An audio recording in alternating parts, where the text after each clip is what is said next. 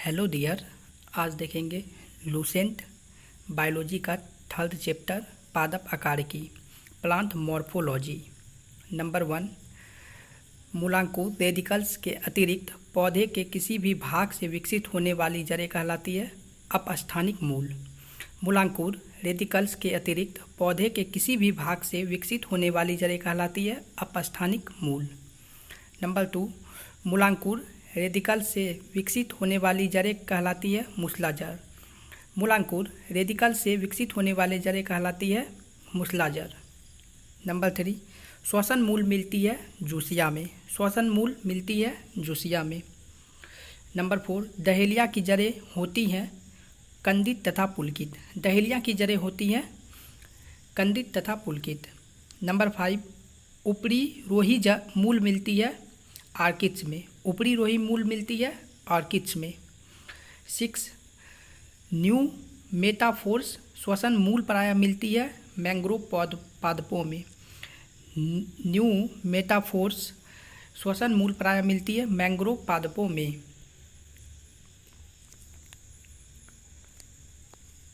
Number 7, orchids में विलामेन जड़ें होती हैं नमी अवशोषित करने के लिए। आर्किड्स में विलामेन जड़ें होती हैं नमी अवशोषित करने के लिए। नंबर 8, निम्नलिखित में से कौन सी एक जड़ नहीं है आलू। निम्नलिखित में से कौन सी एक जड़ नहीं है आलू। 9 नंबर, स्तंभ मूल स्टील रूट पाई जाती है गन्ने में। स्तंभ मूल स्टील रूट पाई जाती है गन्ने में। नंबर 10, स्तंभ मूल होती है अपस्थानिक जड़ें। स्तंभ मूल मतलब प्रोप रूट होती है अपस्थानिक जड़ें। नंबर 11, जड़ें विकसित होती है मूलांकुर से। जड़ें विकसित होती है मूलांकुर से। नंबर 12, गाजर है एक जड़। गाजर है एक जड़। नंबर 13, जड़ के किस भाग में सर्वाधिक वृद्धि होती है मूल शीर्ष के ठीक पीछे। जड़ के किस भाग में सर्वाधिक वृद्धि होती है मूल शीर्ष के ठीक पीछे। नंबर 14, बरगद के पेड़ के तने से लटकने वाली मोटी जड़ें कहलाती है स्तंभ मूल। बरगद के पेड़ के तने से नीचे लटकने वाली जड़ें कहलाती है स्तंभ मूल। 15, निम्न जोड़ों में से कौन सा गलत है। शंक्वाकार जड़ प्याज में होता है। शंक्वाकार जड़ प्याज में होता है। 16, श्वसन मूल पाई जाती है राइजोफोरा में। श्वसन मूल पाई जाती है राइजोफोरा में। 17, पान की लता में बनने वाली जड़ कौन सी होती है आरोही जड़। पान की लता में बनने वाली जड़ कौन सी होती है आरोही जड़। 18, आलू का खाने योग्य भाग है तना। आलू का खाने योग्य भाग है तना। 19, पर्णकाय स्तंभ एक रूपांतरण है तना का। पर्णकाय स्तंभ एक रूपांतरण है तना का। 20, नाकफनी में प्रकाश संश्लेषी कार्य होता है पर्णकाय स्तंभ द्वारा। नाकफनी में प्रकाश संश्लेषी कार्य होता है पर्णकाय स्तंभ द्वारा। 21, निम्नलिखित में से कौन सा एक तना है आलू। निम्नलिखित में से कौन सा एक तना है आलू। 22, पत्ता गोभी खाद्य पदार्थों का संग्रह कहाँ करता है पत्तियों में। पत्ता गोभी खाद्य पदार्थों का संग्रह कहाँ करता है पत्तियों में। 23, आलू भूमिगत रूपांतरण तना होता है जिसे कहते हैं कंद। आलू भूमिगत रूपांतरण तना होता है जिसे कहते हैं कंद। 24, निम्नलिखित में से क्या तने का रूपांतरण नहीं है शकरकंद का कंद। प्याज का बल्ब तने का रूपांतरण है। अरबी का धनकंद तने का रूपांतरण है। आलू का कंद तने का रूपांतरण है, लेकिन शकरकंद का कंद तने का रूपांतरण नहीं है। 25, निम्न में से कौन सा तना है अदरक। निम्नलिखित में से कौन सा तना है अदरक। 26, प्याज में खाद्य भाग है तना। प्याज में खाद्य भाग है तना। 27, निम्नलिखित में से कौन सा एक रूपांतरित तना है आलू। निम्नलिखित में से कौन सा एक रूपांतरित तना है आलू। 28, निम्न में से किसकी पत्ती में पर्णदल प्रायः न्यूनीकृत होती है शुष्कोद्भिद। निम्न में से किसकी पत्ती में पर्णदल प्रायः न्यूनीकृत होती है शुष्कोद्भिद। 29 कैक्टस में सूल किसका रूपांतरण है? पत्ते का। कैक्टस में सूल किसका रूपांतरण है? पत्ते का। 30 पुष्पों का अध्ययन कहलाता है एंथोलॉजी। पुष्पों का अध्ययन कहलाता है एंथोलॉजी। 31 वे पौधे जिनमें कभी पुष्प नहीं बनते हैं कहलाते हैं क्रिप्टोगेम्स। वे पौधे जिनमें कभी पुष्प नहीं बनते हैं कहलाते हैं क्रिप्टोगेम्स। 32 पूर्ण पुष्प में पाया जाता है सभी चारों चक्र। पूर्ण पुष्प में पाया जाता है सभी चारों चक्र। 33 पुष्प के जनन चक्र हैं पुमांग एवं जायांग। पुष्प के जनन चक्र हैं पुमांग एवं जायांग। 34 निम्न में से कौन सा एक उभयलिंगी फूलों के बारे में सही है?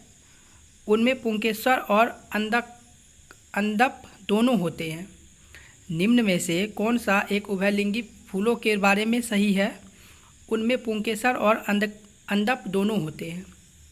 35 कुरिंजी पुष्प के 12 वर्ष में एक बार खिलने का कारण है फ्लोरिजन स्राव। कुरिंजी पुष्प के 12 वर्ष में एक बार खिलने का कारण है फ्लोरिजन स्राव। 36 संसार का सबसे छोटा पुष्प बुल्फिया। संसार का सबसे छोटा पुष्प है बुल्फिया। 37 फूलगोभी में पौधे का उपयोगी भाग कौन सा है? ताज़ा पुष्प समूह। फूलगोभी में पौधों का उपयोगी भाग कौन सा है? ताज़ा पुष्प समूह। 38 निम्नलिखित में से कौन सा विश्व का सबसे बड़ा पुष्प है? रैफ्लेसिया। निम्नलिखित में से कौन सा विश्व का सबसे बड़ा पुष्प है? रैफ्लेसिया। 39 जीवन चक्र की दृष्टि से पौधे का सबसे महत्वपूर्ण अंग पुष्प। जीवन चक्र की दृष्टि से पौधे का सबसे महत्वपूर्ण अंग है पुष्प। 40 परागकोश से वर्तिकाग्र तथा परागकण का स्थानांतरण कहलाता है परागन। परागकोश से वर्तिकाग्र तथा पराग का स्थानांतरण कहलाता है परागन। 41 एनिमोफिली परागन है वायु द्वारा। एनिमोफिली परागन होता है वायु द्वारा। 42 एंटमोफिली परागन होता है कीटों द्वारा। एंटमोफिली परागन होता है कीटों द्वारा। 43 चमगादड़ों द्वारा परागन कहलाता है चिरेप्टरोफिली। चमगादड़ों द्वारा परागन कहलाता है चिरेप्टरोफिली। 44 जूफिली परागन होता है जंतुओं द्वारा। जूफिली परागन होता है जंतुओं द्वारा। 45 ऑर्निथोफिली परागन होता है पक्षियों द्वारा। ऑर्निथोफिली परागन होता है पक्षियों द्वारा। 46 जल द्वारा परागन कहलाता है हाइड्रोफिली। जल द्वारा परागन कहलाता है हाइड्रोफिली। 47 जो परागन बंद पुष्पों में होता है कहलाता है क्लिस्ट्रोगेमी। जो परागन बंद पुष्पों में होता है कहलाता है क्लिस्ट्रोगेमी।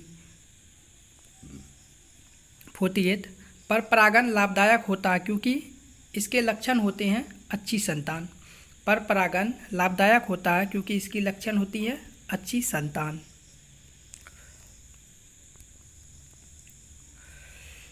49 वर्तिकाग्र सदैव खुरदुरा एवं चिपचिपा होता है कीट परागित पुष्पों में। वर्तिकाग्र सदैव खुरदुरा एवं चिपचिपा होता है कीट परागित पुष्पों में। 50 घोंघे सनेल्स द्वारा परागन कहलाता है मेलेकोफिली। घोंघे सनेल्स द्वारा परागन कहलाता है मेलेकोफिली। 51 सुगंधित पुष्पों में परागन किसके द्वारा होता है? कीटों द्वारा। सुगंधित पुष्पों में परागन किसके द्वारा होता है? कीटों द्वारा। 52 परागन है अपूर्ण विकसित नर युग्मकोभिद। परागन है अपूर्ण विकसित नर युग्मकोभिद। 53 कीटों द्वारा परागित फूलों के परागकण होते हैं रुक्ष और चिपचिपे।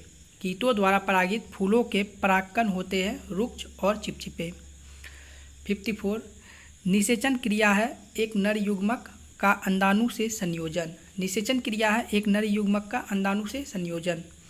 55 निषेचन के पश्चात बीजों के बीजावरण विकसित होते हैं अध्यावरणों से। निषेचन के पश्चात बीजों के बीजावरण विकसित होते हैं अध्यावरणों से। 56 द्विनिषेचन डबल फर्टिलाइजेशंस मुख्य लक्षण है आवृत बीजियों का। द्विनिषेचन डबल फर्टिलाइजेशंस मुख्य लक्षण है आवृत बीजियों का। 57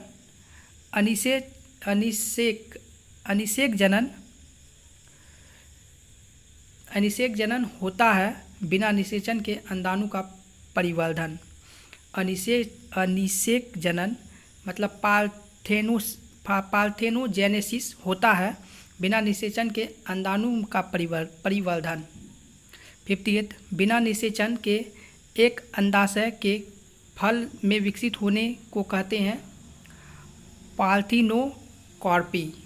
बिना निषेचन के एक अंडाशय को फल में विकसित होने को कहते हैं पार्थिनोकार्पी। 59 निम्नलिखित में से कौन सा फल अनिषेक फलनी है? केला। निम्नलिखित में से कौन सा फल अनिषेक फलनी है? केला। 60 गुद्देदार थैलमस किसमें खाने योग्य होता है? सेब। गुद्देदार थैलमस किसमें खाने योग्य होता है? सेब।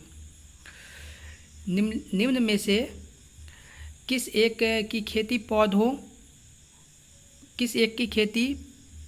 पौधे का प्रतिरोपण करने के लिए की जाती है? प्याज। निम्न में से किस एक की खेती पौधे का प्रतिरोपण करने के लिए की जाती है? प्याज। 62 एक सत्य फल ट्रू फ्रूट परिवर्धित होता है अंडाशय से। एक सत्य फल ट्रू फ्रूट परिवर्धित होता है अंडाशय से। 63 आभासी फल का उदाहरण है सेब। आभासी फल का उदाहरण है सेब। 64 नारियल तथा आम के फल होते हैं डूब। नारियल तथा आम के फल होते हैं डूब। 65 पके हुए आम का खाने योग्य आकार की भाग है मध्य फलवृत्ति। पके हुए आम का खाने योग्य आकार की भाग है मध्य फलवृत्ति। 66 नारियल का खाने योग्य भाग है भ्रूणकोश। नारियल का खाने योग्य भाग है भ्रूणकोश। लीची का खाने योग्य भाग है एरिल। लीची का खाने योग्य भाग है एरिल। 68 सेब एवं नाशपाती में खाने योग्य भाग है मांसल पुष्पासन। सेब एवं नाशपाती में खाने योग्य भाग है मांसल पुष्पासन। 69 फलों का वह प्रकार जिसमें लीची को रखा जा सकता है वह है नट। फलों का वह प्रकार जिसमें लीची को रखा जा सकता है वह है नट। 70 बीज रहित फल प्राप्त किया जा सकता है हार्मोन्स के द्वारा। बीज रहित फल प्राप्त किया जा सकता है हार्मोन्स के द्वारा, हार्मोन्स के व्यवहार द्वारा। 71 अनानास पाइनएप्पल किस प्रकार का फल है? साइकोनस। अनानास पाइनएप्पल किस प्रकार का फल है? साइकोनस। 72 निम्न में से कौन युग्म सुमेलित है? केला बेरी। निम्न में से कौन युग्म सुमेलित है? केला बेरी। 73 किस पौधे का फल भूमि के नीचे पाया जाता है? मूंगफली। किस पौधे का फल भूमि के नीचे पाया जाता है? मूंगफली। 74 नाशपाती पियर का कौन सा भाग खाया जाता है? गुद्देदार पुष्पासन। नाशपाती पियर का कौन सा भाग खाया जाता है? गुद्देदार पुष्पासन। 75 किस पौधे में बीज होता है लेकिन फल नहीं होता है?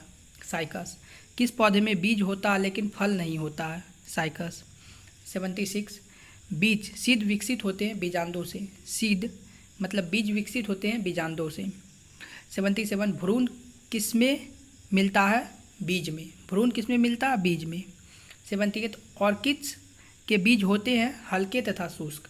ऑर्किड के बीज होते हैं हल्के तथा शुष्क। 79 सामान्यतः अंकुरन के लिए किसकी आवश्यकता नहीं होती है? प्रकाश। सामान्यतः अंकुरन के लिए किसकी आवश्यकता नहीं होती है? प्रकाश। 80 सजीव प्रजक मतलब विविपोरस।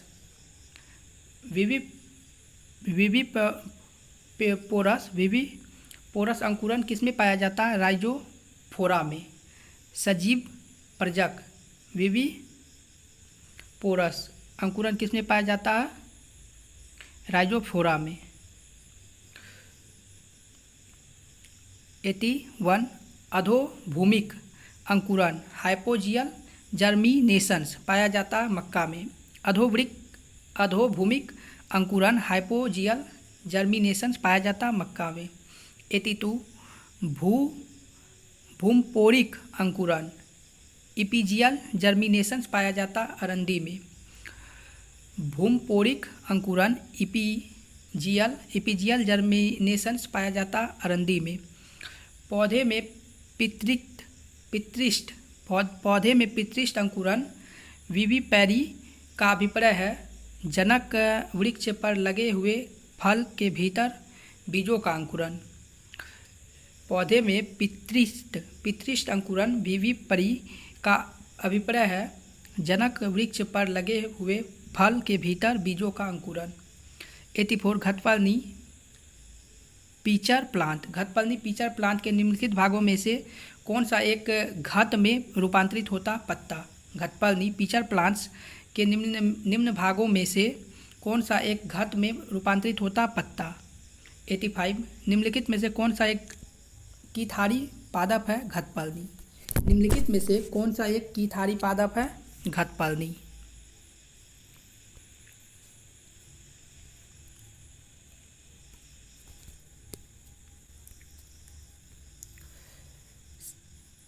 संसार में सबसे तेज बढ़ने वाला पौधा कौन सा है बांस।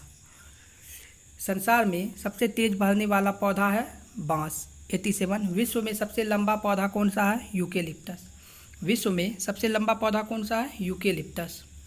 88 तना स्तंभ होता है प्रायः धनात्मक प्रकाश नु बलती। तना स्तंभ होता है प्रायः धनात्मक प्रकाश नु बलती। 89 किस प्रकार में तना संचय तथा चिरकालिकता के कार्य करता है हल्दी। किस प्रकार में तना संचयक तथा चिरकालिकता के कार्य करता है हल्दी। ठीक है, ये चैप्टर समाप्त हुआ।